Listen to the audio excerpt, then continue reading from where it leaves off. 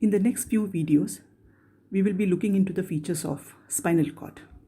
This is the first of the series where we will be studying the external features and few of the internal features.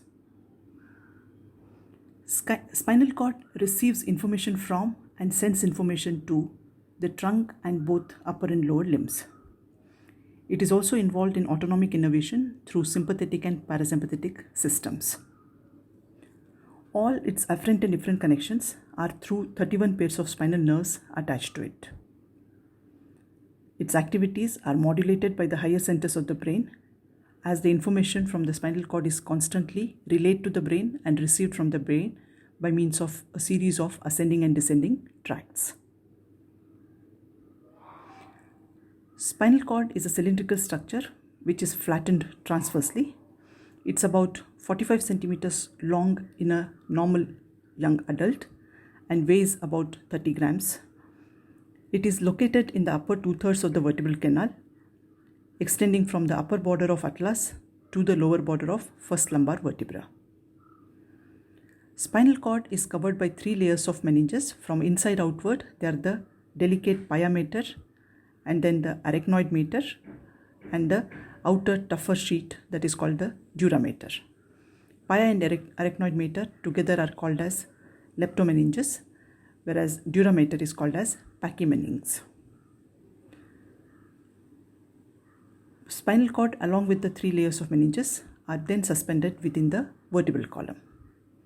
As the spinal cord is tightly invested by the pia mater, there is no space between the 2 layers. But between the pia and arachnoid, we have the subarachnoid space containing cerebrospinal fluid and the blood vessels. Between the arachnoid and the dura, we have the subdural space, which is a potential space. And between the dura and the vertebral column, we have epidural space, which contains exiting spinal nerves as well as vertebral venous plexus of Bateson. Both subarachnoid space and epidural space are used for anesthetic purpose, for injecting anesthetic drugs, for conducting surgeries on the lower part of the body especially. But the injection, however, should not enter the subdural space because that may be counterproductive by either putting direct pressure on the spinal cord or by compressing the blood vessels. Pia mater, which invests the spinal cord, is modified at certain places. Along the anterior median fissure, it forms a refractile reticular layer called as linea splendens. From the sides of the spinal cord, it sends in 21 pairs of triangular projections called as ligamenta denticulata, whose bases are attached to the sides of the spinal cord and apex is attached to the dura mater. These ligamenta denticulata help in positioning the spinal cord suspended in the upper part of the vertebral canal. The third modification is from the lower end of the spinal cord, it continues further down as filum terminale. The spinal cord ends at the level of L1, but the filum terminale continues all the way down to the body of first coccygeal vertebra. From L1 to S2, the filum terminale is made up of exclusively by the pia mater, but at the level of S2, it is joined by both arachnoid and dura mater. So it is divided as filum terminale internum up to the level of S2 and filum terminale externum from S2 to first coccygeal vertebra. Spinal cord can be divided into 31 slices horizontally in such a way that each segment, these slices are called as segments, in such a way that each segment gives attachment to rootlets of a pair of spinal nerves. As there are 31 pairs of spinal nerves, there will be 31 spinal segments. The area of skin supplied by one spinal segment is called as dermatome, and the amount of muscle tissue which is supplied by one pair of spinal nerves is called as myotome. Each spinal nerve has a ventral root that has predominantly efferent fibers having their cell bodies in the spinal gray matter, and it has a dorsal root which is made up of predominantly afferent fibers that have their cell bodies in the dorsal root ganglion. Both ventral root and dorsal root join together to form a spinal nerve of that particular site.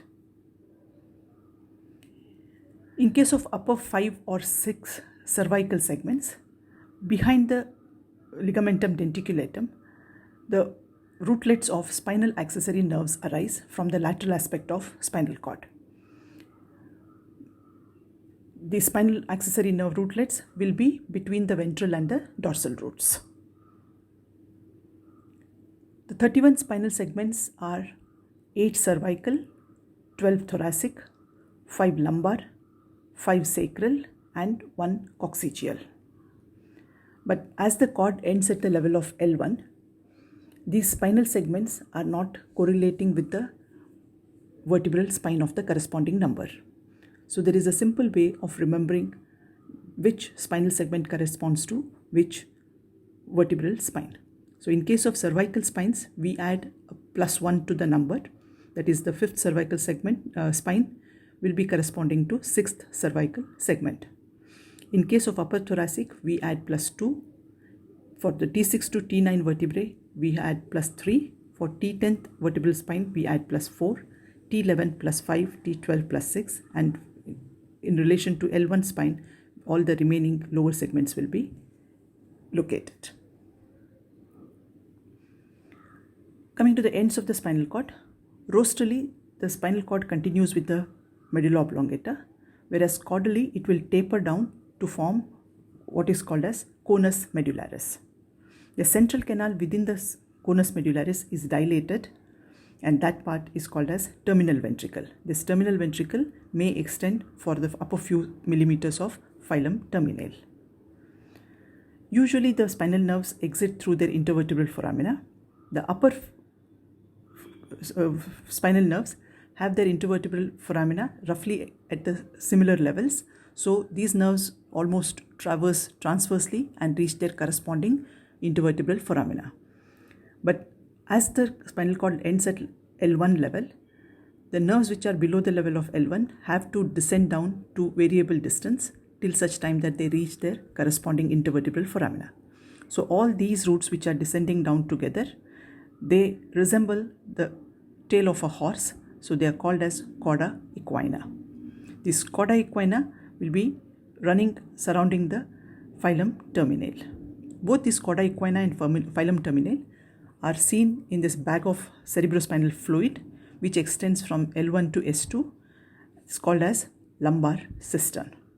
This is the area which we use to do the lumbar puncture, either for the anesthetic purpose, that is for spinal anesthesia, or for diagnostic purpose, wherein we withdraw few cc of cerebrospinal fluid for analysis, or for therapeutic purpose, in which case we inject either antibiotics or anti-malignant drugs into the subarachnoid space.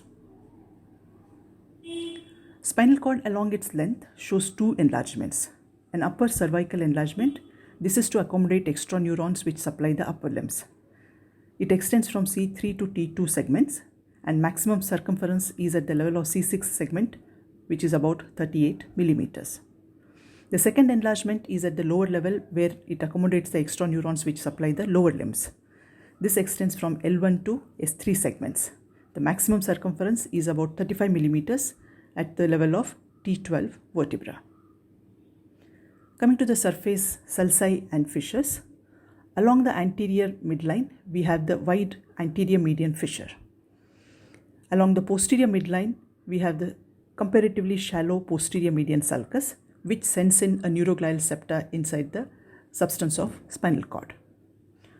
On either side of the posterior median sulcus, we have posterolateral sulcus. This will be along the site of attachment of dorsal roots. And similar sites of attachment of the ventral roots is marked by anterolateral sulcus, although a surface depression is not very clearly seen here.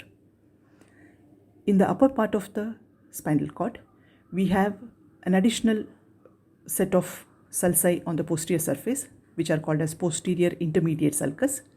They are located between the posterior median sulcus and posterolateral sulcus. These sulci actually divide the fasciculus gracilis from fasciculus cuneatus in the dorsal column. Now coming to the section of the spinal cord, Each section, at whichever level we take it, it shows an inner core of grey matter which has a central canal at its center, and the core of grey matter is surrounded by outer white matter. The grey matter in turn on each side has a ventral horn and a dorsal horn. In case of thoracic and upper two lumbar segments, it also shows a lateral horn. The right and left sided grey matter is joined by grey commissure which extends around the central canal. White matter, which is located between the posterior median sulcus and posterolateral sulcus, is called as dorsal column or funiculus. White matter, which is extending from the posterolateral sulcus to the anterolateral sulcus, is called as lateral funiculus, that is between the exit of the dorsal roots and the entry of the dorsal roots and exit of the ventral roots. And portion of the white matter, which is between the exit of the ventral roots and anterior median fissure, is called as ventral column or ventral funiculus. Plus, both in front and behind the grey commissure, we have anterior and posterior white commissure. Coming to the fissures and sulci as seen on the section, this is the anterior median fissure and this is the posterior median sulcus sending in the septum into the depth. These two will divide the spinal cord into right and left halves. This is the site of dorsolateral sulcus or the site of entry point for the dorsal roots. This roughly marks the site of exit for the ventral roots or will be the site of ventrolateral sulcus. And between the posterior median sulcus and dorsolateral sulcus, we have the dorsal intermediate sulcus or posterior intermediate sulcus, which separates the dorsal column into a median fasciculus gracilis and lateral fasciculus cuneatus. Various features in the spinal cord differ at different levels. Like the ascending tracts will have more and more fibers added at every successive higher level. So it has least number of fibers at the lowest level, but maximum fibers at the highest level, that is at the cervical levels.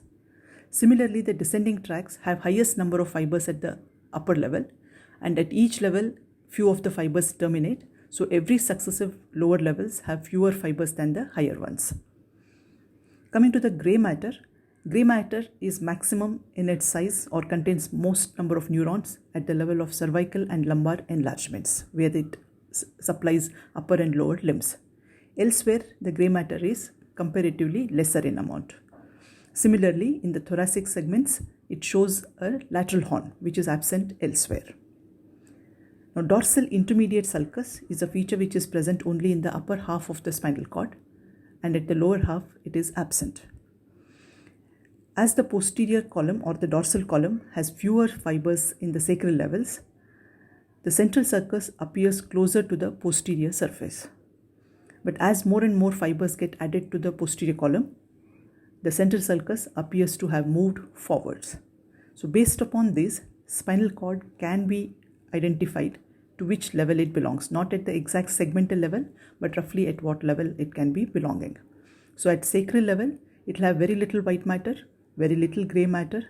There is no dorsal intermediate sulcus, and central sulcus is closer to the posterior surface. Whereas in case of cervical level, white matter is maximum, grey matter will be maximum if it is at the level of cervical enlargement. There is presence of dorsal intermediate sulcus, and central sulcus is definitely more anteriorly placed. Thank you very much.